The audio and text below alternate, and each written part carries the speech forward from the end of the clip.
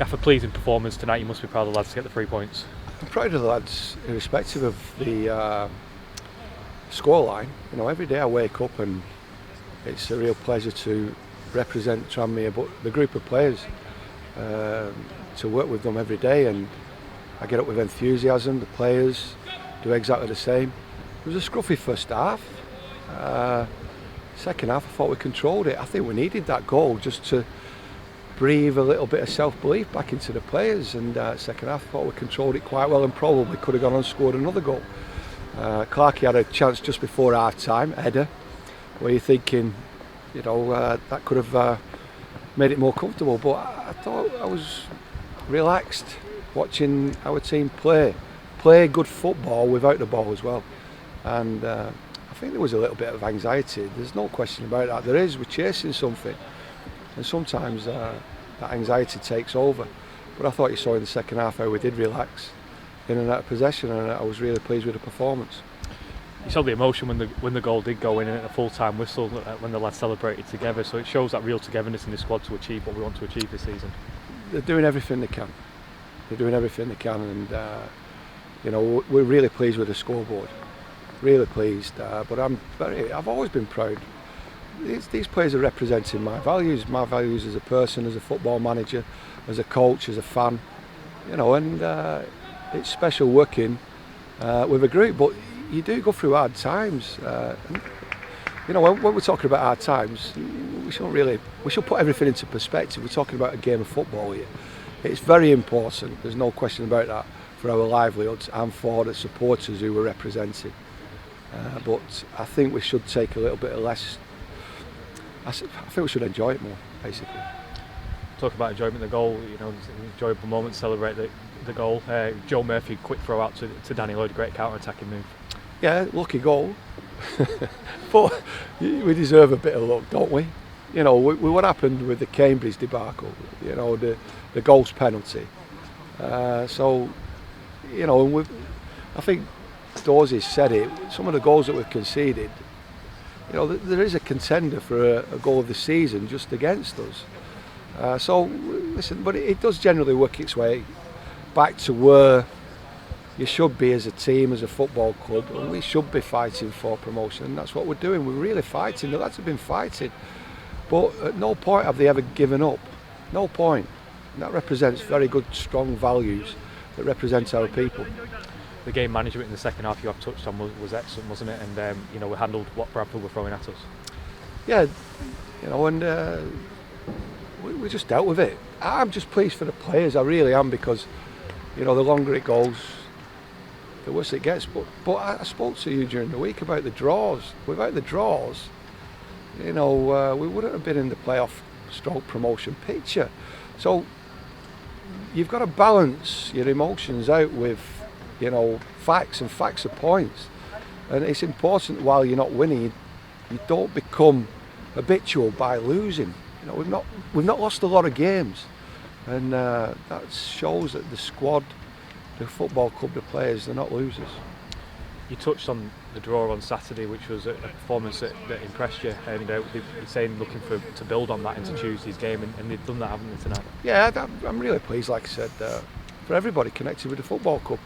Everybody wants to offer help, but they can't help. We've got a self-help medicine.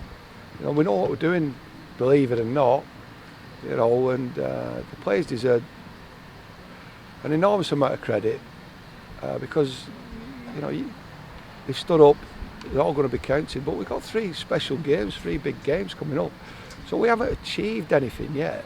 We've achieved a 3-point feeling again, and it's good to get that 3 points and the feeling, as you can bounce in now. And like I said, the lads have shown a great attitude, appetite, coming in every day, knowing that they're hurting, and it'll be great to go in knowing that we've got the 3 points. Like you said, 3 big games coming up, and preparation starts straight away for Barrow on Saturday, a team that are also fighting for something this season. Everybody's fighting. That's what we're doing. We're in the middle of a pandemic, and we're getting sidetracked by football, but it's very important that we represent our supporters, we represent our club values, and we represent each other, and we're very united. And finally, James Vaughan was missing today from the matchday squad. Is there any update on James at this moment? Listen, I don't want to compromise my relationship with James Vaughan or my footballing integrity or James Vaughan's. You know, and he's tried to do us a favour by coming back a little bit too soon. But he has got problems with his other knee, you know, as a consequence to the spin and tried to score on Saturday. But he's a superb person, and like I've said, you know, I think within any sport or with any business, confidentiality's got to be key. You know, and I've got a strong relationship with a lot of these players, and I won't compromise that. But James he's a magnificent person to me, and he's somebody that I'm really privileged to be working with. But he's not quite ready, and we've got to respect that. Yeah, Keith, you mentioned there about you've not had the best of luck of late in games, certainly, and sometimes that can turn things round. You know, you've got that tonight, and sometimes that can start something good again, can't it? Start something good again. Well, it's not over, you see, and it's never been over, so it's always been good.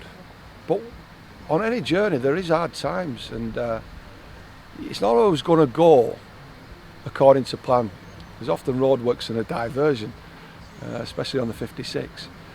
But a little bit of luck tonight, but I think we deserved it, you know, and I think it's just brilliant to see that it's like the lads have just been refilled with energy, but self-confidence again. I think you can see that with the way the game started and the second half, the composure and the way that they managed the game. So you finished the first half very strongly, as you say. I mean, you had a couple of opportunities even before the goal, didn't you? And then you carried that on to the second half. Goals change games. I think it's been evident. As long as football's, you know, been played, you know, the key component to winning any football match is scoring more than the opponent. We kept a marvellous clean sheet, the second one in succession. We're pleased with that, and you know, I hope we can continue to defend from the front and attack from the goalkeeper. And if we do that, we protect the centre of the pitch like we have done today, we're doing okay. And you've mentioned James Vaughan, obviously not quite sure where that's going with his injury at the moment, but while he's been out of the side, have you learnt a lot about some of the other players and their adaptability and how they can change things for you? We have to be adaptable. It's difficult, though, I must admit, when you've got one of the best strikers operating, you know, for us, Tranmere Rovers, in League Two, we are privileged, there's no question about that. He scored 18 goals in 23 starts. He's been first phase assists 3 times. He's been second phase assists God knows how many times. I mean, football's simple, you know, and I'm not trying to complicate things. People think I'm complicating things. I'm not. I'm trying to come up with formulas for us to continue the journey, the successful journey that we're on. We are on a successful journey, but we're missing Varney, and I can't put him under any pressure. I've said this before, I'd rather sacrifice myself because it's not fair on James Vaughan, and I've got like well-being, player well-being, mental well-being, and my own sanity as well. And I treat these players like I would do my family. And just 3 games to go. I know you won't count anything until it's certain, but you know, from where you started, Keith, you know, playoffs, I mean, you almost got one foot in the playoffs already and still plenty to play for in the final 3 games. Got plenty to play for. You know, if you look at the fixtures, and there is fixtures where, you know, teams in and around us are going to play each other. We're obviously having to play, you know, Barrow, Forest Green, you know, Colchester, the big games, you know, but we can't look too far in front of ourselves, and we've just got to get back to the basics. And I thought the basics have been very good, you know, the last 2 games in particular. I think we got away from it, and sometimes, you know, I need to remind myself, and you know, I go home and I don't switch off. I look through previous successes, who started, where they started, you know, results. You know, it's all key component of trying to find a formula. And I'm not saying it's all 100% correct now, and it wasn't always 100% not correct when we were drawing games or we lost the odd one. So we keep trying to find the right formula all the time, and it'll materialise over a period of time. That's the way I live my life. And just one question, Otis Khan on the bench tonight, is that just precautionary injury or is it just tactically for tonight's game? Sorry, Otis Khan on the bench tonight, obviously he's been... Tactical. Just tactical for tonight. Tactical, yeah, there's no question about it. When you look at the opposition and the way that it was set up, it was very important that, you know, we set our stall out to make sure that we're very strong.